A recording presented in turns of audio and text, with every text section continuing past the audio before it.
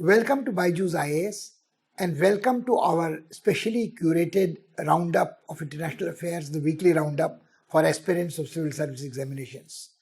We strive in this presentation to bring to you events, issues from all over the world that have a bearing on our national interest, that help you understand better how events are shaping the relationships between great powers, and more important than anything else, how do they impinge on India's national interest, how we should react to them. And this time, we have a topic to discuss with you which has been occupying the attention of analysts for almost 2 decades. This was the crisis in Afghanistan, and perhaps the use of the word was is not very apt because the crisis continues. The Americans declared that they were withdrawing from Afghanistan after the longest war in their history that had lasted 2 decades, and they had paid a heavy price for it. Thousands of American soldiers had lost their lives. Hundreds of thousands of Afghans had lost their life and limbs.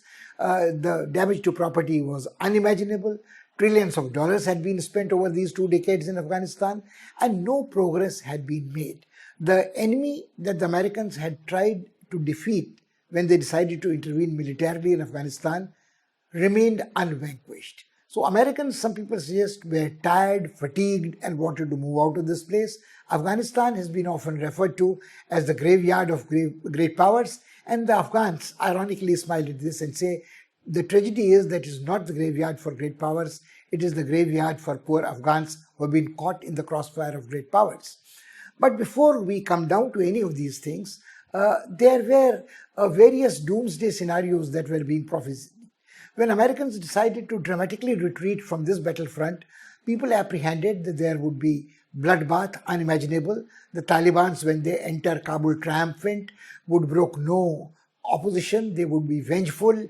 They would suddenly go back to their old brutal ways of 20 years back when they ruled Kabul. Interestingly, the Taliban had been driven out of Kabul by the United States of America, the forces deployed by them. And it was a strange revenge of history that the US was handing over power literally on a platter to the Taliban when it declared it was departing from Afghanistan.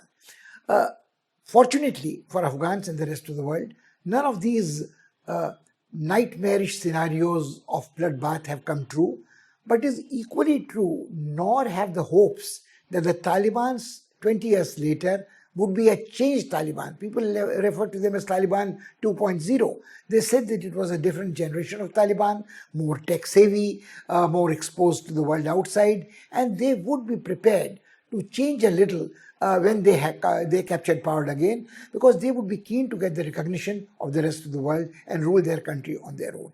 This has not happened either. So the situation in Afghanistan remains in more than a flux. Some people say that the Taliban are riven by internal faction fights. This will lead to the collapse of the government in Kabul. Some think that the Kabul government, the Taliban government, has also to worry about the opposition they have from ISPK, that is the Islamic State of the province of Khorasan. And the province of Khorasan is a province which historically hasn't existed, but it has been often talked about.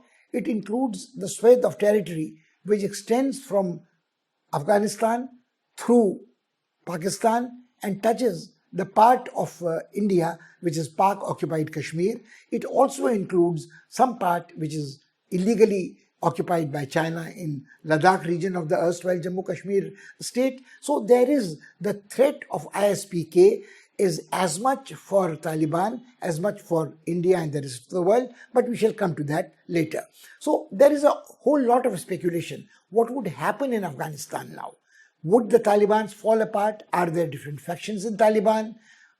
Interestingly, the Taliban are Afghans, but not all Afghans are Taliban. So when the Taliban make a claim that they are ruling for the first time, actually the second time, their country by themselves, they don't speak for the all of Afghanistan. The majority of people in Afghanistan are Pakhtuns, but it doesn't mean that all Pakhtuns are Taliban or that all Taliban are Pakhtuns. So this is an issue which again we will discuss at length a little later. But right now the world is watching waiting what will happen in Afghanistan.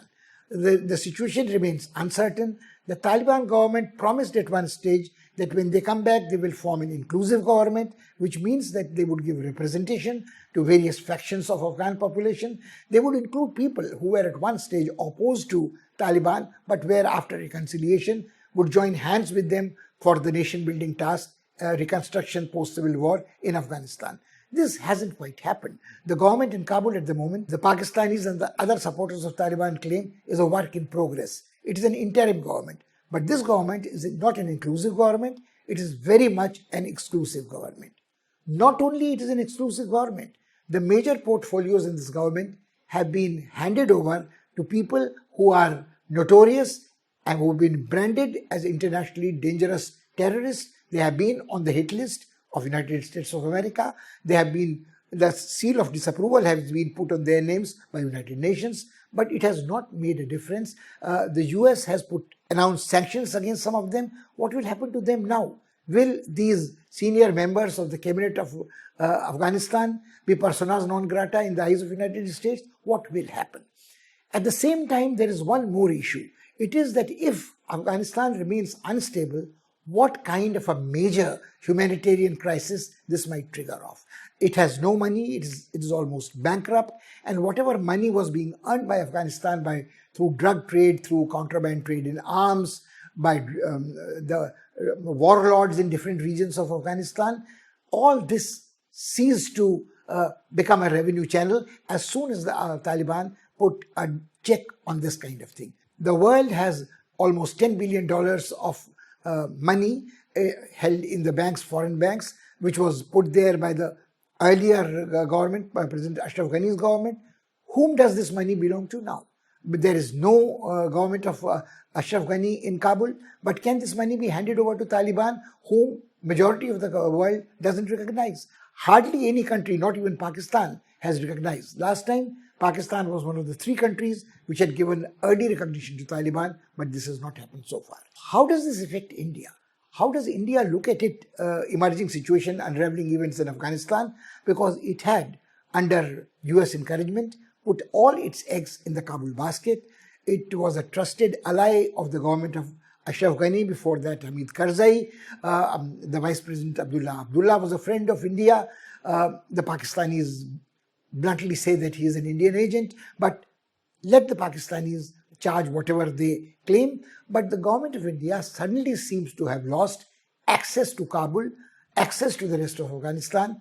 Indians had invested a massive sum of money, billions of dollars. That, of course, compares nothing to the trillions of dollars invested by Americans. But Indian access to Kabul and Afghanistan elsewhere was there as long as it enjoyed the protection of the US forces. Now, before we study all these aspects, I think it is imperative that we turn our look backwards and try to review historically what are the origins of the crisis, the 2 decades long crisis in Afghanistan.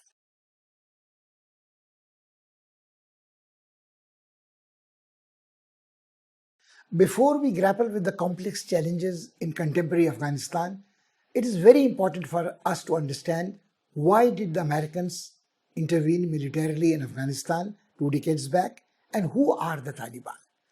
To understand this, we have to go back in history a little more than 2 decades. Actually, the political upheavals had started in Afghanistan in the 1970s when Prime Minister Dawood Khan successfully accomplished a coup and ousted King Zahir Khan. But his reign lasted only for 5 years before popular resistance overthrew him. And then started a period of the dominance of the Communist Party of Afghanistan to jostle for power. The Communist Party in Afghanistan was supported by the then Soviet Union, and they thought that they could establish a Soviet style republic in Afghanistan itself. They were looked upon as a godless group. They were looked upon as puppets of Moscow.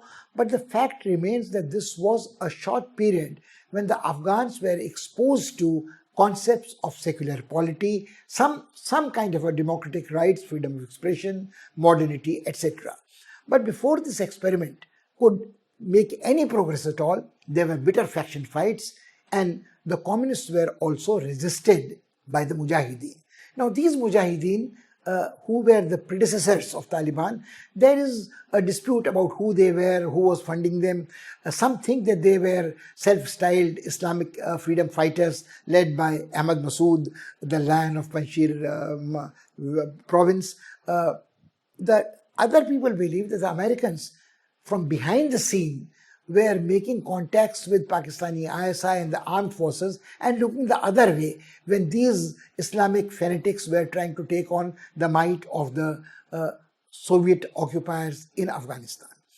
Interestingly, this period coincided with the decline of Soviet Union, disintegration of the Soviet Empire, and slowly the people like Mikhail Gorbachev had realized by the mid-1980s that Soviet Union had blundered very badly in Afghanistan. They must withdraw their forces. They were almost going bankrupt. They did not have the resources to keep massive forces there.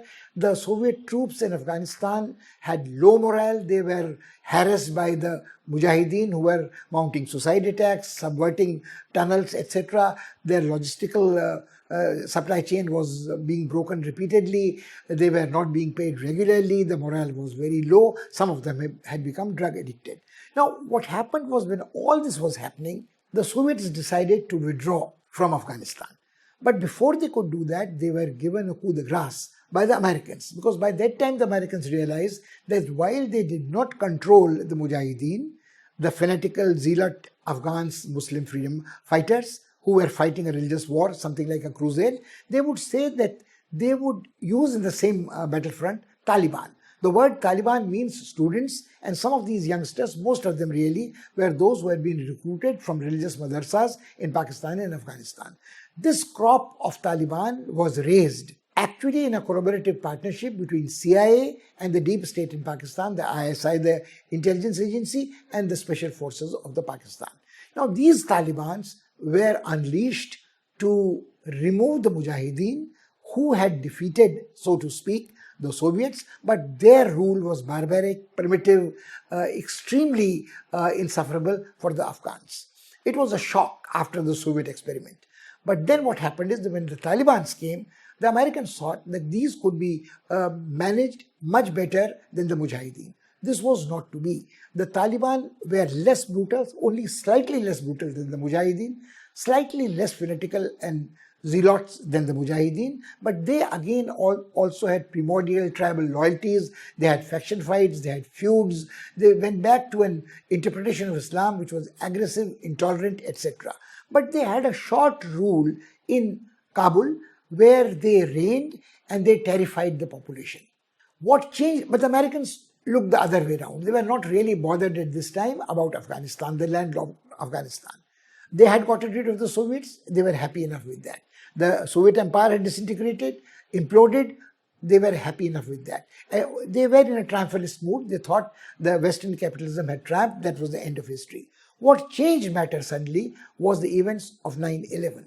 The attack mounted by Al-Qaeda on the World Trade Towers in New York resulted in thousands of lives lost of American citizens. It administered a shock to America that for the first time after Pearl Harbor in the Second World War, American territory had been attacked by an enemy and damage caused. So President Bush vowed that he would take revenge. He would say he would not let a treaty or a piece of paper, meaning any rule or regulation of international law, stand in his way, and he would hunt out the mountain rat, that is Osama bin Laden, the mastermind of 9/11, and try to bring him to book, bring him to punishment. He said so. It was easy to say so. It took almost a decade and a half before America could track Osama bin Laden, because Osama bin Laden was supposed to be hiding in a safe refuge in the mountains of Tora Bora, and it was very difficult to trace him there, and the Afghan Taliban were providing him sanctuary. Now, once Americans decided to use all their might against Al-Qaeda and to smoke out Osama bin Laden, Afghans were no match for their military might. Americans decided to intervene militarily. They did it almost unilaterally, but to avoid international criticism, what they did, they gave it a facade of a NATO-run multilateral humanitarian intervention, so to speak, against terrorism. And not all the partners in NATO were willing, but willy-nilly the Canadians, the Australians, and the French collaborated with the Americans, and thus started the longest war in American history. Now, what happened is that when this happened, the Indians were not unhappy, because Indians thought in the changed circumstances, Pakistanis would be on the defensive. Pakistanis, under the rule of ex-President General Zia, had tried to milk this opportunity by saying that the Soviet presence in Afghanistan was against American strategic interest, and Pakistan was an important strategic ally since Cold War. It had increased in its sensitivity after the Soviet occupation of Afghanistan, and they had persuaded Americans that their strategic interests converged.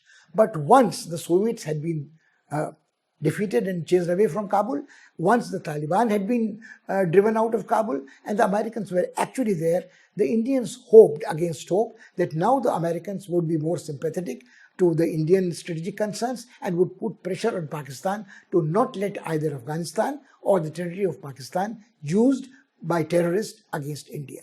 These hopes were belied because Indians had underestimated the strength of the strategic ties between the deep state in Pakistan, the ISI, the special forces in the army in general, and the American CIA and the Defense Department. So this was difficult to imagine that and Pakistan, of course, played the victim card. Pakistan immediately started saying that, it itself was a victim of terrorism and the lava of violence which was flowing out of Afghanistan. To a certain extent, it was true. The largest influx of refugees from Afghanistan during the disturbed days of Taliban and the subsequent upheavals was towards Pakistan. Pakistan ultimately received 1.5 million and more of the Afghan refugees, all of them concentrated in the bordering regions of Rawalpindi, Peshawar. Some went down all the way to Lahore and Islamabad. But there was a very unhealthy trade in contraband drugs, in contraband arms, human trafficking, and this made the Afghan-Pakistan border very unstable. Now, whether the victim card was genuine or not, there was an attempt in the life of President Musharraf at one stage. There were attacks by terrorists in Lal Masjid. There were terrorist attacks against Shia minority, against other non-Muslim minorities in Pakistan. There were acts of wanton violence as far away as Karachi and Sindh. There were also attacks on Chinese partners and developmental activities in Pakistan, which the Chinese kept silent about. But this threat of terrorism, century of terror in Pakistan and Afghanistan continued. It was a very, very valid charge. But the world looked other way. They thought that the Americans, with their superior might, technology, would be able to defeat the terrorists in Afghanistan. So this is the beginning of the American intervention in Afghanistan, and India falling into the trap of believing that in the changed circumstances, the Americans would be more sympathetic towards Indian strategic interest, would try to protect it from terrorist attacks launched from either Pakistan or from Afghanistan. But as long as the terrorist threat to America had been eliminated, the Americans were not interested either in the task of nation building or eliminating the threat of terrorists forever. There was growing popular unrest in America about such involvement, expensive involvement in such a far-off country, especially when the American soldiers started dying.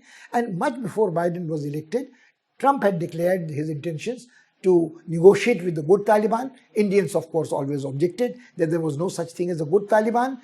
They kept their distance, but they all continued following the American policy prescriptions vis-a-vis Afghanistan, that India as an emerging power should assume and accept a role commensurate with its ambitions. It should invest there. It should look for strategic depth. It should look for opening a second front for Pakistan, so make it itself immune to Pakistani threats on the Eastern Front, as long as Pakistan was worried about its own Western Front. But this also was considered provocative by Pakistan. Pakistan drew closer to Iran, it drew closer to China, and India slowly found itself being eliminated from the peace negotiations in Afghanistan. It was not there in the Doha rounds, because obviously it had reservations about this distinction between good Taliban and bad Taliban. But President Trump, despite all else, did not want to involve India into this. And India at that stage did not realize that when there was a stalemate in the negotiations in Doha, a parallel set of negotiations had started in Iran. under the auspices of Iran. Although Iran is a Shia country, it has problems with Sunni rendering of more aggressive, more intolerant Islam, the Wahhabi Islam, which seems to inspire and inflame the passions of the Islamic Sultanate, Islamic Emirate, or the Taliban, or Mujahideens of different variety. But these negotiations involved the immediate neighbors of Afghanistan. It involved China, Pakistan, Russia, and Turkey. And Turkey, of course, has taken upon itself the mantle of looking after the interest of Islamic nations elsewhere. It is also a member of NATO. So America, at one stone's throw removed, believes that Turkey can probably be a moderating influence in these circumstances. So in neither of the rounds of negotiations, India had a role to play. But India continued to think somehow that even after the American withdrawal, it would have a presence, it would have a role to play in the reconstruction of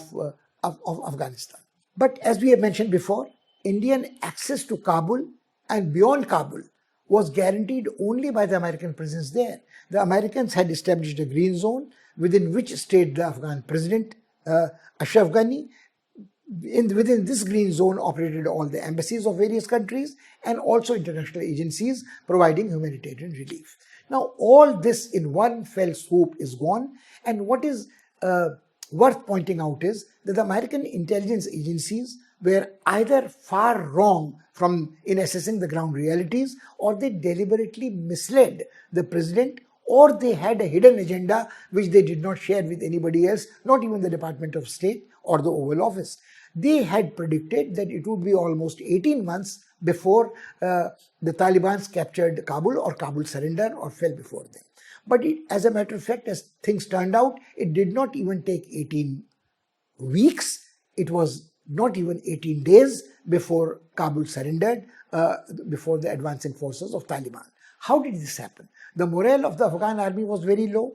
They had been trained, but there were allegations of widespread corruption. So the troops deployed in outlying provinces in Afghanistan were short of supply, were short of logistics, were short of rations. They hadn't been paid for some time. And when harassed by Taliban, they were made to understand that if they surrendered with their arms, the Taliban would let them go back unharmed to their families and their village.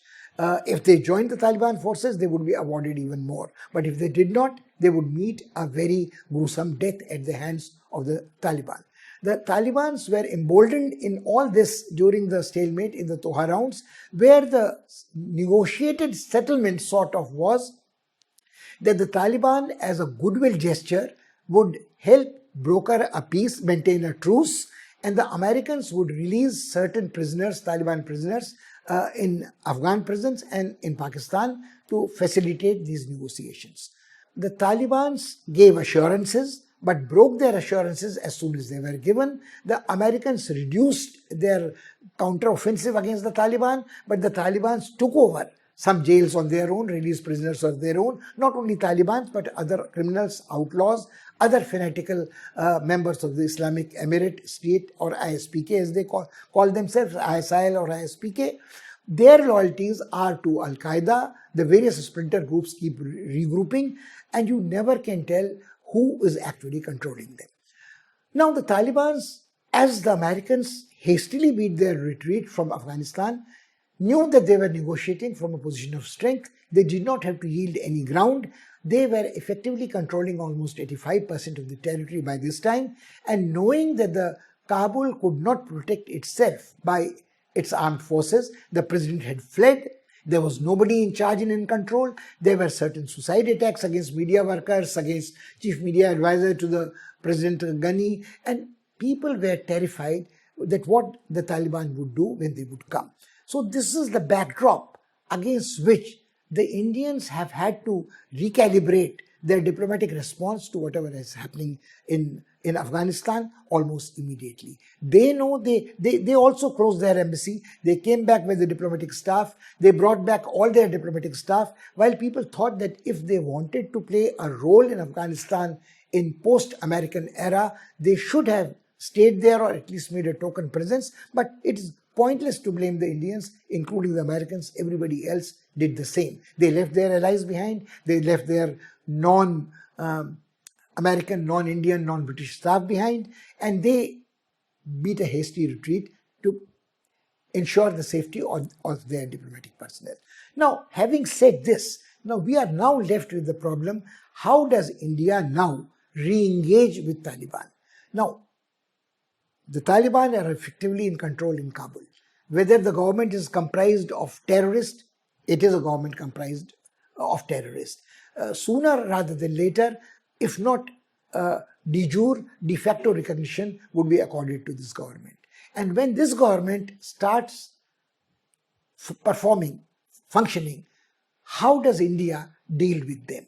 Does India, which is some suggest is in the best position to provide humanitarian relief, risk personnel, risk its reputation by becoming once again a victim of blackmail once it enters Afghanistan again? Who ensures the protection? Can it trust the Taliban? The Taliban, of course, have given repeated assurances that they will not allow anybody to use their territory to mount terrorist attacks against anybody else.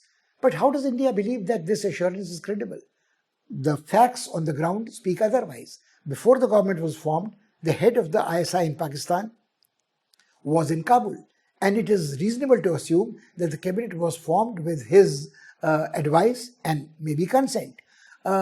Also, a faction of Taliban which is called the sword arm of the Taliban, is led by the Haqqani faction. And the Haqqanis again are notorious bloodthirsty terrorists controlled totally by Pakistan, their creation. As a matter of fact, all Taliban to begin with are Pakistani and CIA creations. But within the Taliban, if you talk in terms of factions, you have different warlords, you have different regional commanders, different tribal chieftains. Not all of them are represented in the supposedly representative government. Now, the supporters of Afghanistan Taliban regime keep saying that this is a work in progress, this is an interim government, wait and watch, they will make adjustments. But there are no signs of this so far. The women have not been included, the women have not been allowed to take back their work. Segregation of educational institutions for women and men has already started. Strict enforcement of parda, hijab, burqa is there, and public hangings have started. It may not be long when mutilation of limbs according to strict Sharia laws are there. The Taliban government has made it very clear that it is an Islamic republic, it is an Islamic emirate, it will enforce Sharia laws, and the Sharia laws, they believe, has democracy enough, which doesn't have to follow the model of democracy which the West is trying to impose from top down on them. Now, the problem is that the Indians fall between several stools here. At one level, they try to project themselves with the Anglosphere, where the democracies of the Western world, the liberal democracies are there. Indians would choose to think that their democracy belongs to the same category. But and India also has a very large Muslim population, the largest Shia population. It has to manage its relationship within its own democracy, within its own secular polity with this minority. Now, the recent trends have been that the ultra-nationalist party have been putting a pressure on everybody else that, look, the rights of majority cannot be sacrificed by appeasing the minority. Now, this logic doesn't hold good in a secular state. So India has this delicate task of balancing its policies at home with the support of democratic, liberal movements, freedom of expression, minority rights in Afghanistan. So this is what the challenge which India faces, and India will have to cope with it. We cannot no longer say that we are waiting strategically and patiently. If we wait too long, we will create a vacuum in Afghanistan which others, forces hostile to India, maybe China, will fill up. And also, if we try to intervene, can we protect our resources, scarce resources, and our reputation if we are not in a position to make a meaningful difference? Sooner rather than later, we might have to engage with Taliban, but will we do it directly? Will we do it through proxy? Is something which we'll have to wait and watch. There is yet another aspect of the Afghan crisis which is very complex. That is the resource base of Afghanistan. Suddenly the world is being told that Afghanistan has the largest deposits of the copper in the world. Nobody knew about these copper deposits 2 decades ago. When the Americans were, shall we say, in occupation of Afghanistan, the American survey agencies, through satellite imagery and other surveys, had come to the conclusion that although today Chile is the largest repository of copper, Afghanistan probably has the largest copper deposits in the world. They have not been exploited so far. They were exploited on a very small scale. What is even more interesting and more distressing from the Indian point of view is the Chinese have been granted leases and contracts to exploit these resources of hundreds of billion dollars in Afghanistan over a period of years. So the Chinese interest in Afghanistan is not purely altruistic, not only strategic, it also is governed by its hunger for resources. It is not only copper.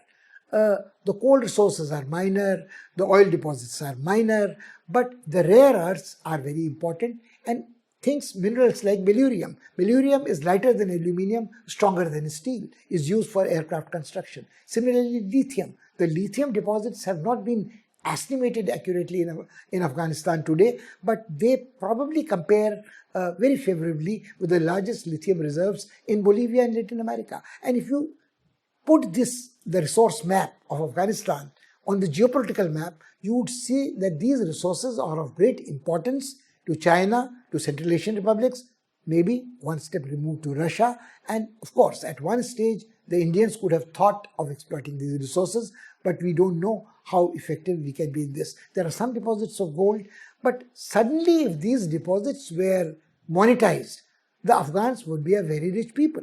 But Afghanistan is a big country. Afghanistan's border with Pakistan alone runs along 2,600 kilometers. It has neighbors which are Central Asian republics, Uzbekistan, Kazakhstan, Kyrgyzstan, and Iran is proximate.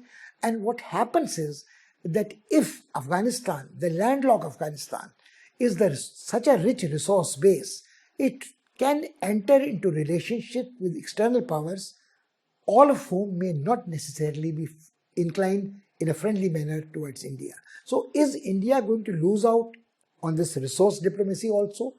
The Chinese would be willing to pay a price for this. And if they are talking in terms of the China-Pakistan economic corridor, and they are building up the One Belt, One Road massive campaign, that puts paid to India's dreams of Tapi pipeline coming from Turkmenistan, coming down to Tajikistan, coming through Afghanistan, Pakistan to India. People thought that if this pipeline is ever built, if the north-south corridor between Russia and the nations southwards is ever built, it would be the best guarantee of stable peace in the region. But all this seems to be in past, and India will, at the moment, have nothing else to do but wait and see and react what others are doing in the region. But the important thing to remember is, we have said this in past and we'll repeat this, that adversity in international relations is a challenge which inspires a leadership to look for options, to look for alternatives, to consolidate its power, and then to project its power soft and hard at the same time to countervail adversity. This is what India should be doing.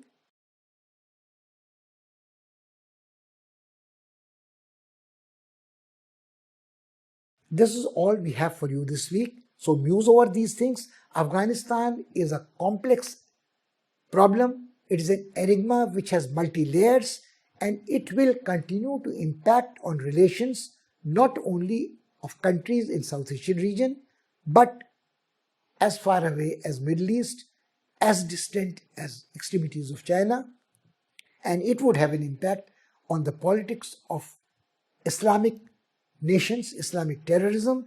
If the ISPK gains in strength, the splinter groups which regroup in Africa and elsewhere have always the potential of using this as a base. So we have to be very, very wary of developments in Afghanistan. Till we meet again next week, thank you and goodbye.